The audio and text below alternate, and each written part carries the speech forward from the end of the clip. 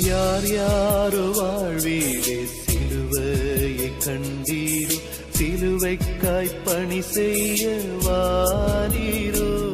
கிறிஸ்துவுக்குள் பிரியமானவர்களே, மரணத்தை ஜெயித்து உயிரோடு இழந்த ஆண்டவர் இயேசு கிறிஸ்துவின் நாமத்தினாலேயும் NGPM SMPM மிஷனரி இயக்கத்தின் சார்பிலே உங்கள் எல்லாருக்கும் அன்பான வாழ்த்துக்களை வணக்கத்தையும் கூறி, எழுந்து கட்டுவோம் வாருங்கள் என்கிற நிகழ்வுக்கு உங்களை அன்போடு கூட அழைக்கிறோம். நம்முடைய ஆண்டவராகிய இயேசு கிறிஸ்து மரணத்தை ஜெயித்து உயிரோடு எழுந்த பின்பு தம்முடைய சீசர்களை பார்த்து, நீங்கள் உலகமெங்கிலேயும் புறப்பட்டு போங்கள், சகல ஜனங்களுக்கும் இந்த நற்செய்தியை அறிவியுங்கள் என்று அவர் சொல்லி சென்றார். இந்த வசனத்தின் கீழ்ப்படிந்து ஒரு 70 பேர் கொண்ட குழுவாக நம்முடைய பாரத தேசத்துக்கு நற்செய்தி அறிவிக்கிற பணியில் SMPM என்கிற இயக்கமாக இணைந்து செயல்படுகிறோம். ஆண்டவரின் கிருபையினாலே NGPM என்ற நிறுவனத்திற்கு நாம் ATG எக்ஸப்ஷன் பெற்றிருக்கிறோம். தேவையுள்ளவர்கள் பயன்படுத்தி கொள்ள அன்போடு கூட கேட்டுக்கொள்கிறோம். அருமையானவர்களை, இது ஒரு சபையும் அல்ல, எந்த ஒரு சபைக்கு சொந்தமான அமைப்பு அல்ல. மாறாக இயேசு கிறிஸ்துவின் ரட்சிப்பை நம்முடைய பாரத தேசத்தில் சொல்ல வேண்டும் என்ற ஒரே நோக்கத்தோடு கூட அனைத்து கிறிஸ்தவர்களையும் ஒரு மிஷனரி தரிசனத்துக்கு நேராக நடத்துகிற ஒரு அமைப்பு. எங்களுக்காக ஜெபித்துக் கொள்ளுங்கள். இதுவரையிலையும் பட்ட பிரயாசங்களின் விளைவாக சுமார் 2500க்கும் மேற்பட்டவர்கள் திருமுழுக்கு எடுத்து சுமார் 345 புதிய கிராமங்களிலே சபைகளை தேவன் தந்திருக்கிறார். இதுவரையிலையும் 14 ஆலயங்கள் கட்டி பிரதிஷ்டை செய்திருக்கிறோம். இந்த ஜூன் மாதத்தில் 2 ஆலயங்கள் பிரதிஷ்டை இருக்கிறது. அருமையானவர்களே, பணித்தளத்தில் 210 ஆதிவாசி குழந்தைகள் படிக்கிறார்கள். இந்த குழந்தைகளுக்காகவும் நீங்கள் ஜெபம் பண்ணி கொள்ளுங்கள். 4 இடங்களில் விடுதிகள் நடத்துகிறோம். இந்த விடுதிகள் வாடகையில் இயங்குகிறது. நம்முடைய பாரத தேசத்தில் ஆண்டவர் நல்ல திறந்த வாசலை தந்திருக்கிறார். திரிபுரா, அசாம், மேற்கு வங்காளம், இன்னும் பல பகுதிகளில் இருந்து நம்மோடு கூட மிஷனரிகளாக இணைந்து கொள்ள பலர் அழைப்பு கொடுத்து கொண்டிருக்கிறார்கள். அதோடு கூட பல இடங்களில் ஞானஸ்நானத்திற்கும் மக்கள் ஆயத்தமாக இருக்கிறார்கள். அடுத்த வாரத்தில் ஆந்திர மாநிலத்தில் ஞானஸ்நானம் இருக்கிறது. அருமையானவர்களே, இந்த நாட்கள் பொல்லாத காலம் என்றும் உங்களுக்கு தெரியும். ஆகவே இயேசு கிறிஸ்து சீக்கிரமாக வரப்போகிறார் என்பதை நமக்கு ஞாபகப்படுத்துகிற காலகட்டங்களில் அவருடைய வருகைக்கு இந்த பூமியை ஆயத்தப்படுத்துகிற இந்த மிஷனரி பணியில் நாம் எல்லாரும் ஈடுபடுவோம். லூக்கா 15:10 எழுதியிருக்கிறது, மனம் திரும்புகிற ஒரு பாவி நிமித்தம் பரலோகத்தில் மிகுந்த சந்தோஷம் உண்டாயிருக்கும் என்று எழுதியிருக்கிறது. ஆகவே இந்த கடைசி கால சுவிசேஷத்தில் பங்கு பெறுங்கள். நம்முடைய பாரத தேசத்தில் 8 இடங்களில் ஆலய கட்டுமான பணி வேலைகள் நடந்து கொண்டிருக்கிறது. ஏறத்தாழ 37 இடங்களில் ஆலயங்கள் கட்டி எழுப்புவதற்காக அஸ்திபாரம் போட்டு ஸ்பான்சர்கள் எதிர்பார்த்து நாங்கள் காத்து கொண்டிருக்கிறோம். இந்த வாரத்தில் மகாராஷ்டிரா மாநிலத்தில் நந்தூர்பார் என்கிற இடத்துல விடுதி கட்டுமான வேலை ஆரம்பிக்கிறோம். ஜெபித்துக் கொள்ளுங்கள். தேவைகளை சந்திக்கிற ஆண்டவர் இந்த நாட்டின் கிராமங்களுக்குள்ளே ஊடுருவி செல்கிறார். ஆகவே இந்த கடைசி கால சுவிசேஷத்துக்காக எழும்பி வாருங்கள். இந்த ஊழியங்களுக்காக ஜெபியுங்கள். எங்களுடைய வங்கி எண்ணை குறித்து வைத்துக் கொள்ளுங்கள். இந்த ஊழியங்களை அனுப்புவதற்காக நெகேமியா new generation partaker movement, state bank of India, account number 42 17 80 20 691, IFSC code SPIN 0061767. அதே போல் salvation mission partaker movement, south India bank, IFSC code SIPL 0000886, account number 0886073000169. கிறிஸ்துவுக்குள் பிரியமானவர்களே, மரணத்தை ஜெயித்து உயிரோடு எழுந்த ஆண்டவர் இயேசு கிறிஸ்துவின் நாமத்தினாலே உங்கள் எல்லாருக்கும் அன்பான வாழ்த்துக்களை கூறி, எழுந்து கட்டுவோம் வாருங்கள் என்கிற நிகழ்வுக்கு உங்களை அன்போடு கூட வரவேற்கிறோம். இந்த நாளில் உங்களோடு கூட அருமையானவர்களே, இந்த திருத்துவம் ஞாயிறு என்று சொல்வார்கள். திருத்துவம் என்றாலே 3 கடவுள் என்கிற பெயரில் வரும். அதை குறித்து சற்று நான் உங்களோடு கூட பகிர்ந்து கொள்ள விரும்புகிறேன். சற்று கேளுங்கள். கடந்த வாரத்தில் நம்முடைய திருச்சபையின் ஒழுங்குபடி பெந்தேகோஸ்தே ஞாயிறு என்று சொல்லி கொண்டாடப்பட்டது. இது ஒரு ஃபெஸ்டிவல், இது ஒரு பண்டிகை. எப்படி யூதர்கள் அறுவடை நாட்கள் என்று 50வது நாட்களை வைத்திருப்பார்கள். இயேசு கிறிஸ்து மரித்து உயிரோடு எழுந்து சரியாக 50வது நாளில் பெந்தேகோஸ்தே பண்டிகை என்று சொல்லி அன்றைக்கு இருந்த பெரியவர்கள் வைத்திருந்தார்கள். அந்த நாளில் தான் ஆவியானவர் வந்து இறங்கினார். அதை பெந்தேகோஸ்தே பண்டிகை என்று சொல்வார்கள். அதை தொடர்ந்து திருத்துவ ஞாயிறு என்று சொல்லுவார்கள், ட்ரினிட்டி என்று சொல்லி. அருமையானவர்களே, இந்த ட்ரினிட்டி என்பது வேதாகமத்தின் அடிப்படையில் மிக முக்கியமான காரியம். பிதா, குமாரன், பரிசுத்த ஆவியானவர் என்பது நம்முடைய விசுவாசத்தின் அறிக்கையாகும். ஒருவேளை இவ்விதமான விசுவாசங்களை அறிக்கை செய்யும்போது பலருக்கு ஒரு கேள்வி எழும், நாம் ஆராதிக்கிற கடவுள் ஒருவரா, இல்லை என்றால் 3 பேரா என்ற ஒரு கேள்வி வரும். அருமையானவர்களே, உங்களுடைய கேள்வி நியாயமானதுதான். 3 கடவுள் அல்ல, ஒரே கடவுள். ஆனால் அவர் ஒரே ஆண்டவர், அவர்தான் ஒரே இரட்சகர். அவருடைய செயல்பாடுகளிலே வித்தியாசங்கள் இருக்கும். அந்த இயேசு இரட்சகரின் செயல்பாடுகளில் இருக்கக்கூடிய வித்தியாசங்களை மாத்திரம் நாம் புரிந்து கொண்டோம் என்றால் இதில் எந்த விதமான குழப்பங்களும் இருக்காது. என்றால் நம்முடைய ஆண்டவர் தனித்து இயங்குகிறவர் அல்ல. ஆதியில் இருந்து இன்றைக்கு வரையிலே நம்ம பார்த்தோம் என்றால் அவர் மனிதனோடு கூட சேர்ந்து இயங்குகிற ஆண்டவர். இஸ்ரவேல் ஜனங்கள் எகிப்தில் அடிமையாக கிடக்கிறார்கள்.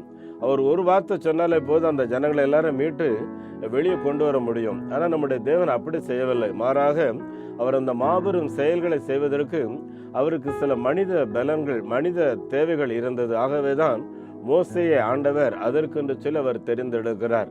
அதே போல மோசேக்கு சரியாக பேச வராது, அவன் திக்குவா என்று அவருக்கு தெரியும். ஆகவே ஆரோனை அவனை நான் உனக்கு பதிலாக பேச வைப்பேன் என்று சொல்லுகிறாக. ஒட்டுமொத்தத்தில் நாம் என்ன இதில் புரிந்து கொள்ளலாம் என்றால், நம்முடைய தேவன் எந்த ஒரு காரியத்தை செய்வதற்கு அவருக்கு ஒப்பு கொடுத்த மனித வளங்கள் தேவை. இதை தான் ட்ரினிட்டி காட் என்கிற இந்த சத்துவத்தில் அடங்கி இருக்கிறது. ஏன் அருமையானவர்களே, ஆண்டவர் அவருடைய சாயலாக தான் உங்களை என்னையும் படைத்து வைத்திருக்கிறார். அவருடைய சுவாசத்தை நம்முடைய நாசியில ஊதி அவருடைய சிந்தையை நமக்குள்ளாக வைத்திருக்கிறார்.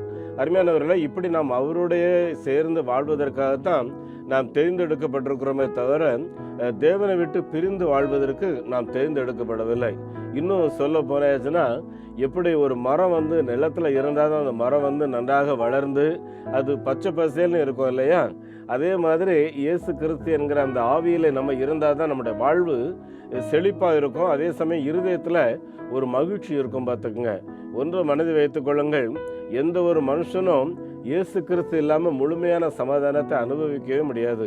ஏன்னா இயேசு கிறிஸ்துவனுடைய ஆவி ஒவ்வொருடைய உள்ளத்திலையும் ஊற்றப்பட்டிருக்கு. இன்னைக்கு நிறைய பேர் இன்னும் கிறிஸ்துவை அறிக்கையிடாமல் இருக்கிறார்கள். அவர்களுக்கு மெய்யான சமாதானம் கிடையவே கிடையாது. இயேசு சொன்னார், என்னுடைய சமாதானத்தையே உங்களுக்கு வைத்து போகிறேன் என்று சொல்லியிருக்கிறார். அப்படி என்றால் அந்த தெய்வீக சமாதானம் நம்ம எல்லாருக்குள்ளாக வர வேண்டும் என்றால், அருமையானவர்களே, இந்த இயேசு கிறிஸ்துவோடு கூட இணைந்து வாழுகிற அனுபவங்கள் நமக்கு இருக்க வேண்டும்.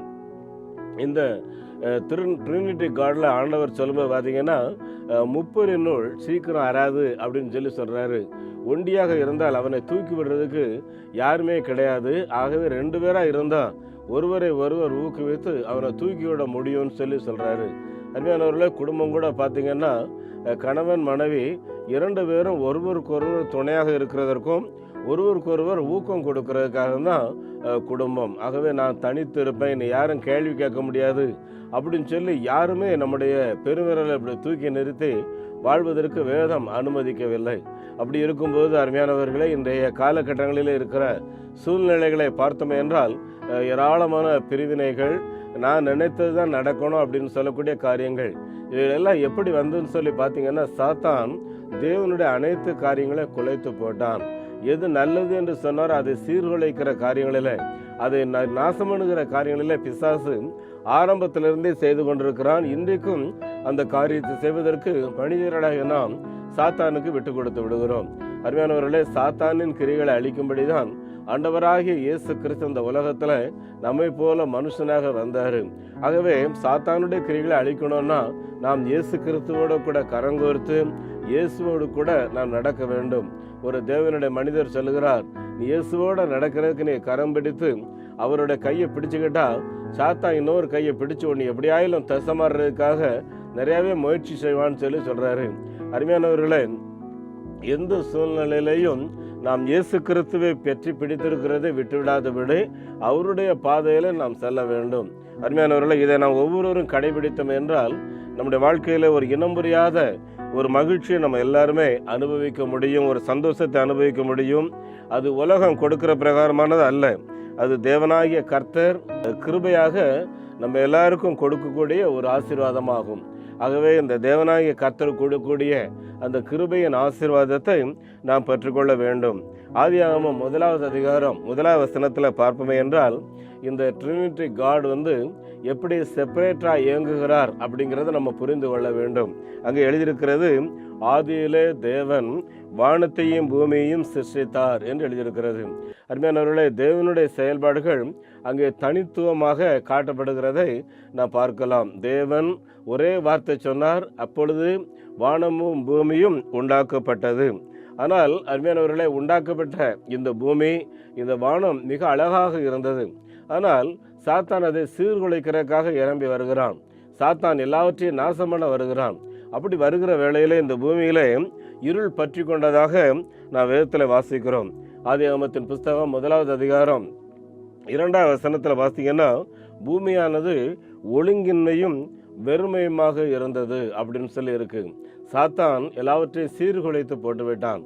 இப்போ சாத்தான் சீர்குலைத்து போட்டு விட்டதை ஆண்டவர் அப்படியே விட்டுறாரா அப்படின்னு சொல்லி நம்ம பார்ப்போம்னு சொன்னா அங்கே எழுதியிருக்கு, தேவ ஆவியானவர் ஜலத்தின் மேல் அசைவாடி கொண்டிருந்தார். இங்கே என்ன பார்க்கிறோம் என்றால், தேவன் வானத்தையும் பூமி உண்டாக்கினார். இப்பொழுது பரிசுத்த ஆவியானவர் என்ன பண்ணுறாருன்னா, எல்லாவற்றையும் ஒழுங்குபடுத்துகிற பணிகளில் அவர் ஈடுபட்டார் என்று சொல்லி நாம் பார்க்கிறோம்.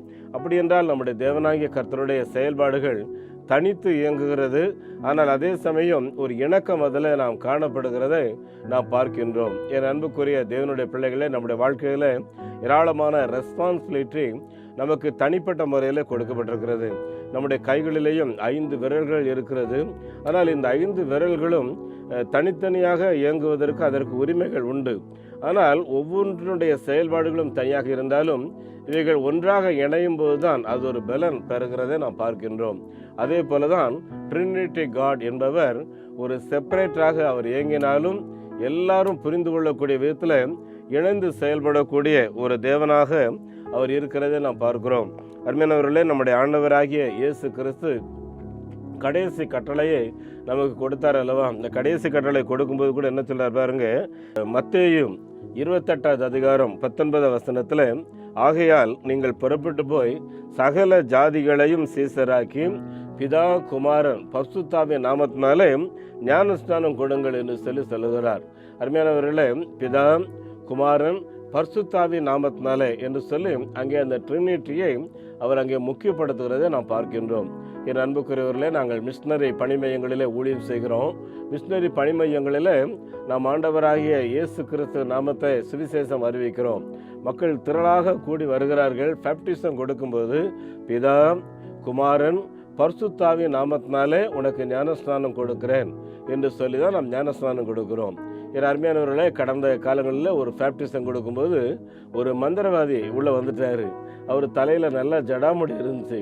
அவர்கிட்ட சொன்னாங்க, இப்போ பேப்டிசம் கொடுக்க மாட்டோம், நீ போய் சத்தியத்தை அறிந்து உன்னோட தலைமுடியெல்லாம் வெட்டி உன்னை சுத்தம் பண்ணிட்டு வா அப்படின்னு சொல்லி. அவன் என்ன சொன்னான்னா, நான் சத்தியத்தை ஏற்கனவே புரிஞ்சுக்கிட்டேன், இயேசு என்னோட ரட்சகர் என்பதை நான் அறிந்து கொண்டேன், ஆகவே நான் பேப்டிசம் எடுக்க வந்திருக்கிறேன், எனக்கு முடி வெட்டுற அளவுக்கு நேரம் கிடையாது, நீயே வெட்டிடுன்னு சொல்லி. என் அன்புக்குரியவரில் அந்த கடைசி நேரத்தில் அந்த அந்த அந்த ஏரியில் வச்சு அங்கேயே அந்த அவனுக்கு ஜடாமுடியை வெட்டி அந்த பேப்டிசத்தை கொடுத்தோம் பார்த்துக்குங்க. ஏன் இதெல்லாம் உங்களுக்கு சொல்கிறேன்னா, நான் விசுவாசித்து வந்து விட்டேன், அறிக்கை செய்து விட்டேன், தெளிவாக எனக்கு பிதா யாரு, குமாரன் யாரு, பரிசுத்த ஆவியானவர் யாருன்னு தெரியும். நான் மறுபடியும் போய் நான் சாத்தானுக்கு சேவை செய்ய விரும்பவில்லை, நான் இயேசுவின் பிள்ளையாக நான் வாழ விரும்புகிறேன் என்று சொல்லி அவர் தைரியமாக வந்து ஞானஸ்நானம் எடுத்துக்கொண்டார். என் அன்புக்குரிய தேவனுடைய பிள்ளைகளே, நம்முடைய ஆண்டவராகிய இயேசு கிறிஸ்து திருச்சபைகளுக்காக அவர் ஜெபம் பண்றாரு இல்லையா? அவருடைய சீசர்களுக்காக அவர் ஜெபம் பண்றதை யோவான் 17வது அதிகாரத்தில் நாம் வாசிக்கின்றோம்.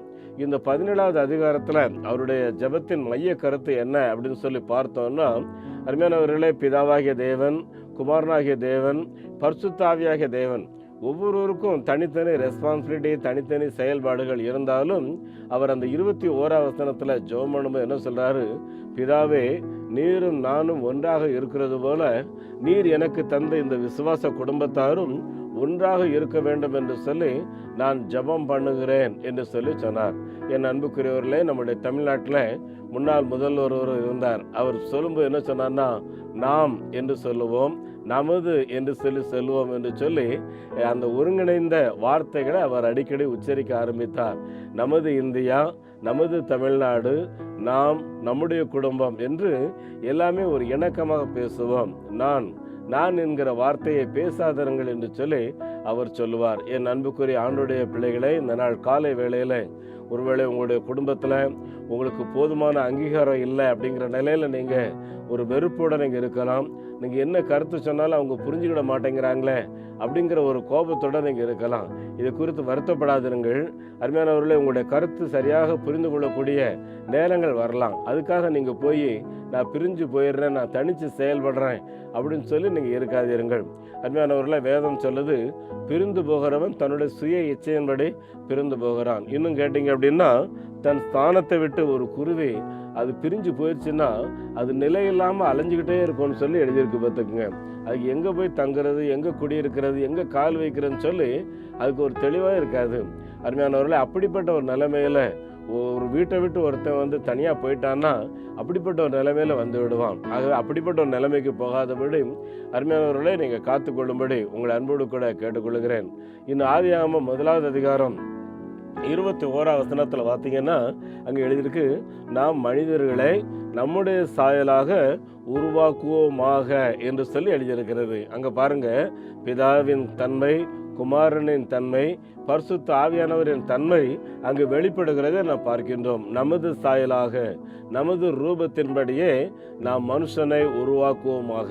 அருமையானவர்கள், இதில் என்ன நம்ம புரிஞ்சுக்கலாம்னா, கடவுளுடைய முழு சாயலைன்னு நம்ம அணிந்திருக்கிறோம். அதனால்தான் கடவுளுடைய சாயல் துச்சமாக மதிக்கப்படுகிறதையோ அவமதிக்கப்படுகிறதையோ இது சிதைக்கப்படுகிறதையோ தேவன் அனுமதிக்க மாட்டார். அருமையானவர்களே, நாம் வட இந்திய பகுதிகளில் ஊழியம் செய்கிற இடங்களில் பலர் இன்னைக்கும் பார்த்தீங்கன்னா இன அடிப்படையில் மிகவும் கேவலமாக நடத்தப்படுகிறதை பார்க்கின்றோம். அருமையானவர்களே, இன்னும் மாத்திரம் இல்லை, அவர் ஒரு பெரிய பணக்காரர் அப்படின்னா அவர் என்ன வேணாலும் செய்யலாம். பார்த்துக்குங்க அருமையானவர்களே, ரூடா சுகவிலான்றவன் ஒரு 19 வயசு, அந்த இளம் வயதிலே அவனுக்கு திருமணம். ஒரு பண்ணையாட்ட தான் வேலை செய்து தருந்தான். அந்த பிள்ளைக்கு ஒரு 15 வயசு. அருமையானவர்களே, கல்யாணம் பண்ணிட்டு எஜமானுடைய ஆசீர்வாதத்தை வாங்கணும்னு சொல்லி வர்றான். ஆனால் வந்த இடத்துல எஜமான பார்த்து என்னை ஆசீர்வதிச்சு அனுப்புங்கன்னு சொல்லி காலில் விழுறான். அவர் அப்படியே நின்றுக்கிட்டு, நீ மட்டும் போய் இந்த பிள்ளையா வீட்டுக்குள்ளே அனுப்பு அப்படிங்கிறாரு. பார்த்துக்குங்க, என் அருமையானவர்களே, அதை எழுத்து நின்றதுனால அவனை அன்னைக்கு காலி பண்ணிட்டாங்க. இதுதான் நம்ம நாட்டில் நடக்கிற ஒரு காரியங்கள். அருமையானவர்களே, தேவனுடைய படைப்பில் ஒரு அழகு இருக்கிறது, ஒரு சிறப்பு இருக்கிறது. இதை நம்ம எல்லாரும் கண்ணியப்படுத்த வேண்டும். இன்னும் சொல்லணும்னா, ஒரிசா, சத்தீஸ்கர், மகாராஷ்டிராவின் கச்சரோலி மாவட்டங்களில் நாங்கள் ஆண்டுடைய வசனங்களை சொல்லுகிறோம். அங்கே ஒராவன் என்ற ஒரு ஆதிவாசிகள் வாழுகிறார்கள். இந்த ஒராவின் பெண்கள் சாபக்கேடாக பெண் குழந்தைகளை நினைக்கிறார்கள். பெண் குழந்தைகள் பிறந்ததாலே அந்த குழந்தைகளை எப்பொழுது விற்றுவிடலாம் என்று திட்டமிடுவார்கள். இல்லை என்றால் அந்த குழந்தையை எவ்வளோ சீக்கிரமாக வீட்டை விட்டு அனுப்பிவிடலாம் என்று அவங்க திட்டமிட்டு அதற்கான காரியங்களை செய்கிறார்கள். என்னுடைய விடுதிகளில் பல பெண் குழந்தைகள் படிக்கிறார்கள். இந்த விடுதி விடுமுறை காலங்களில் கூட அந்த பிள்ளைங்க அவங்க வீட்டுக்கு போகிறது கிடையாது. கேட்டால் என்ன சொல்லுவாங்கன்னா, வீட்டுக்கு போனால் ஒன்று கல்யாணம் பண்ணி வச்சுருவாங்க, இல்லைன்னா எங்களை விற்றுருவாங்க.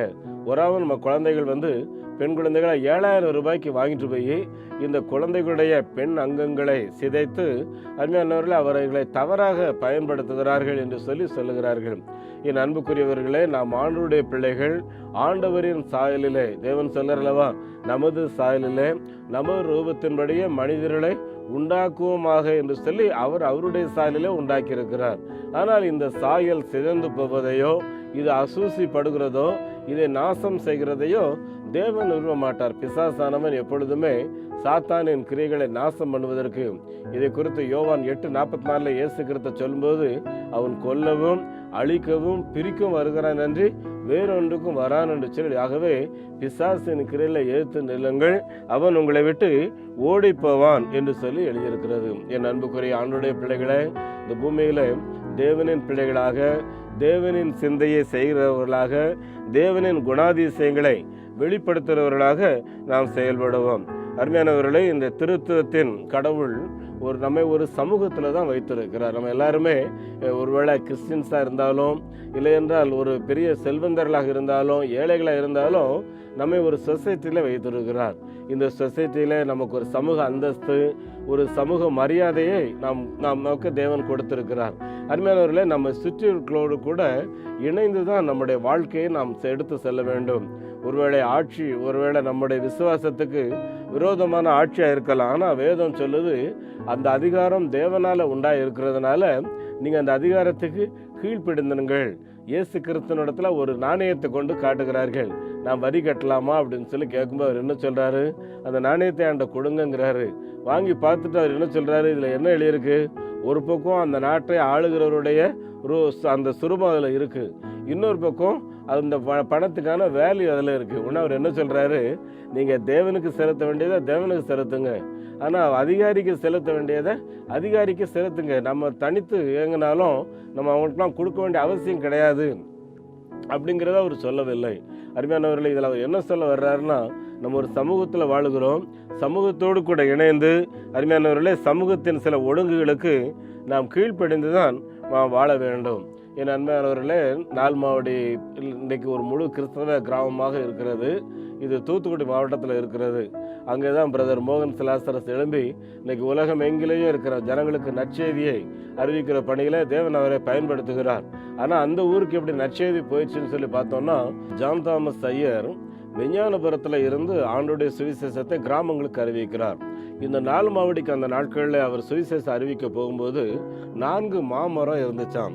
அந்த 4 மாமரத்துக்கு கீழே 4 குடும்பங்கள், பெரிய பண்ணையார் குடும்பங்கள் 4 பேரும் அவங்க அங்கங்கே இருக்கிறார்கள். 4 பேருமே சாமியார் குடும்பத்தை சார்ந்தவங்க, சாமி ஆடுவாங்க. ஆனால் அவங்களுக்கு நற்செய்தியை அவர் சொல்ல போகும்போது பல முறை கல்லால் எறிகிறது, அருமையானவர்களை தண்ணி அவர் மேலே தூக்கி வீசுறது, அவமரியாதையான வார்த்தைகள், அசுத்தமான பேச்சுக்கள். ஆனால் ஜான் தாமஸ் ஐயருடைய மனசில் என்ன இருந்துச்சான்னு சொல்கிறேங்கன்னா, என்னைய போல் அவங்களும் ஒரு மனுஷன், இந்த ஜனங்க அவ்வளோரும் எப்படியாலும் பரலோகத்துக்கு வரணும், இவங்க நரகத்துக்கு போகக்கூடாது, ஆகவே நான் அவங்க மேலே அன்பு கூறணும் அப்படிங்கிறது என்னோட இருதயத்தில் இருக்குன்னு சொல்லி ஒரு நாளும் அப்படியே தன்னுடைய சரீரத்தில் இருக்கிற வேதனைகளை பொருட்படுத்தாமல் சிரிச்ச முகத்தோடு இருப்பாராம். ஒரு முறை சாணியை கலக்கி அவர் மேலே அப்படியே ஊற்றி விட்டாங்க. அன்றைக்கி நல்லா ஒயிட் அண்ட் ஒயிட் ட்ரெஸ் பார்த்துக்குங்க.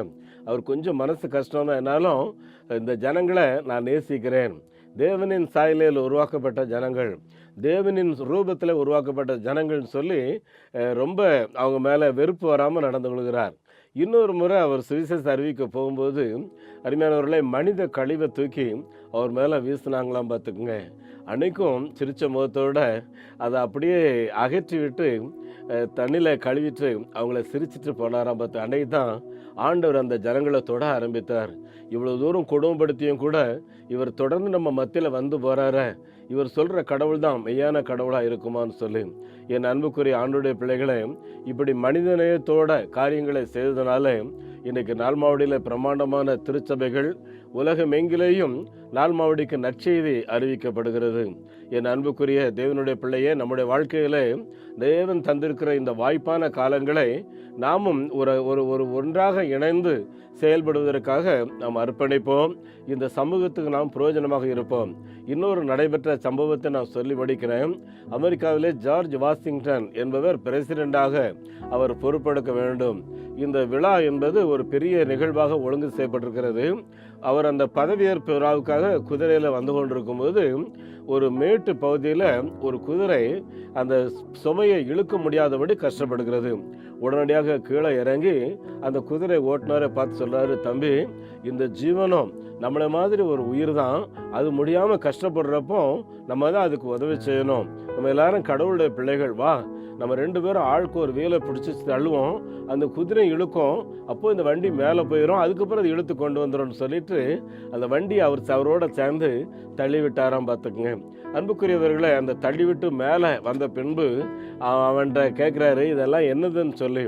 அப்போ அவன் சொல்கிறான், நாளைக்கு என்னுடைய நண்பர், அவர் ரொம்ப நல்லவர், அவர் நாளைக்கு பிரசிடெண்ட்டாக பொறுப்பு எடுக்க இருக்கிறாரு, அவருடைய விழாவுக்கு என்னால் ஏன்ற கிஃப்ட் அங்கே வர்ற எல்லாருக்கும் கொடுக்கணும்னு சொல்லி நானும் வாங்கினேன். என்னுடைய ஃப்ரெண்ட்ஸ்கிட்டலாம் கேட்டு வாங்கி தான் நான் இவ்வளோ பொருளை நான் கொண்டு வந்திருக்கிறேன் அப்படின்னு சொல்லி அந்த இடத்துல சொன்ன உடனே அவர் சிரிச்சிட்டு, தம்பி நான் தான் ஜார்ஜ் வாஷிங்டன், நாளைக்கு அந்த நிகழ்வு முடிந்த பின்பு நீ என்னை வந்து பார்த்து செல் என்று சொல்லி சிரிச்ச முகத்தோடு சொல்லி அவரை அனுப்பி வச்ச ஆரம்பத்துக்குங்க. அருமையானவர்களே, இதில் நாம் என்ன புரிந்து கொள்ள வேண்டும் என்றால், மனித நேயம் இல்லை என்றால் மனித அன்பு என்பதை நாம் நம்முடைய வாழ்க்கையின் மூலம் நாம் மற்றவர்களுக்கு காட்ட வேண்டும். ட்ரினிட்டி காட் என்ப இந்த திருத்துவ ஞாயிறில் ஆண்டவர் நமக்கு கற்றுக் கொடுக்கிற காரியம் என்னவென்றால், நம்ம எல்லாரும் தனித்தனியாக தான் இயங்க வேண்டும். இண்டிவிஜுவல் ஃபேமிலி, அதில் எந்த சந்தேகமும் கிடையாது. அந்த ஃபேமிலியில் இருக்கிறவங்களுக்கும் இண்டிவிஜுவல் ரெஸ்பான்சிபிலிட்டி இருக்கும், அதில் எந்த சந்தேகமும் கிடையாது. ஆனால் இவைகள் ஒரு குழுவோடு கூட இணைந்து தான் செயல்பட வேண்டும். அப்பொழுதுதான் அது வளர்ச்சி இருக்கும். மிஷனரி அமைப்பில் நாங்களும் ஒரு குழுவாக தான் செயல்படுகிறோம். அன்பானவர்களே, இப்படி குழுவாக இயங்கும்போது பலருடைய ஆலோசனைகள், பலருடைய ஊக்கம் கிடைக்கும், சிறப்பாக நம்ம செயல்பட முடியும். ஆகவே இந்த வார்த்தைகளை கேட்டுக்கொண்டிருக்கிற நீங்கள் அத்தனை பேரும் இந்த ட்ரினிட்டி காட் என்கிற சத்தியத்தை புரிந்து கொண்டு, பிதா, குமாரன், பரிசுத்த ஆவியாகிய திரியேக தேவன் ஒன்றாக இயங்குகிறது போல நாமும் ஒன்றாக இயங்குவோம். ஒருமைப்பாட்டில் யோவான் 17:23 இயேசு சொல்லும்போது, பிதாவே, என் பிள்ளைகள் ஒருமைப்பாட்டிலே தேறினவர்களாக இருக்கும்படி நான் அவர்களுக்காக ஜெபம் பண்ணுகிறேன் என்று சொல்லுகிறார். ஒருமைப்பாடு என்றால் பலவிதமான கருத்து இருக்கும். ஆனால் அந்த கருத்துக்களை ஒன்றாக இணைத்து நான் ஒட்டுமொத்தமாக ஒரு குடும்பம், ஒரே இந்தியா, ஒரே நாடு என்கிற சிந்தையோடு நம்ம வளருவோம். ஆண்டவர் நமக்கு அப்படிப்பட்ட கிருபைகளை தருவாராக.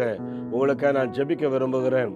பரலோக பிதாவே, நாளில் இந்த வார்த்தைகளை கேட்டுக்கொண்டிருக்கிற எல்லா கர்த்தருடைய பிள்ளைகளோடு கூட தேவனே நீர் பேச வேண்டும் என்று சொல்லி ஜெபிக்கிறோம். ஆண்டவரே, ஒவ்வொருவரும் என்னுடைய தனி முயற்சிக்கு, என்னுடைய தனி திறமைக்கு ஒரு அங்கீகாரம் இல்லையே என்று சொல்லி வேதனையோட நான் பிரிஞ்சு போயிடலாமா, நான் தனித்து செயல்படலாமா, நான் எனக்கு இங்கே அங்கீகாரமே இல்லைன்னு சொல்லி பலர் வெறுத்து போய் நிற்கிற இந்த நாளில் உம்முடைய பிள்ளைகளோடு நீர் பேசின அந்த வார்த்தைகளுக்காக ஸ்தோத்திரம்.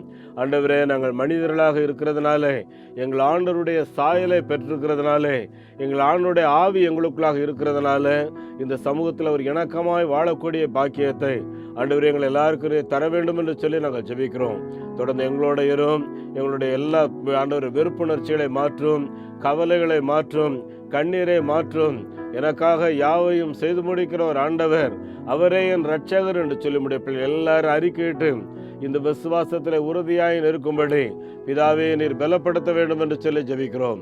எங்களுடைய பாரத நாட்டுக்கு நாங்கள் எல்லாரும் ஆசீர்வாதமாக இருக்கும்படி, இந்த நாட்டின் ரட்சிப்புக்கு ஏதாவது ஒன்றை செய்யும்படி இயேசுவே நீர் எங்களை பலப்படுத்த வேண்டும் என்று சொல்லி ஜெபிக்கிறோம். ஆண்டவரும் இரட்சகருமாகிய இயேசு கிறிஸ்துவின் நாமத்தில் இந்த ஜெபங்களை கேட்கின்றோம் பிதாவே, ஆமேன். நம்முடைய ஆண்டவர் இயேசு கிறிஸ்துவனுடைய கிருபையும் பிதாவாகிய கடவுளின் அன்பும் பரிசுத்த ஆவியானுடைய நடத்தல் ஆசீர்வாதம் நம் அனைவரோடும் தங்கியிருப்பதாக. ஆமேன்.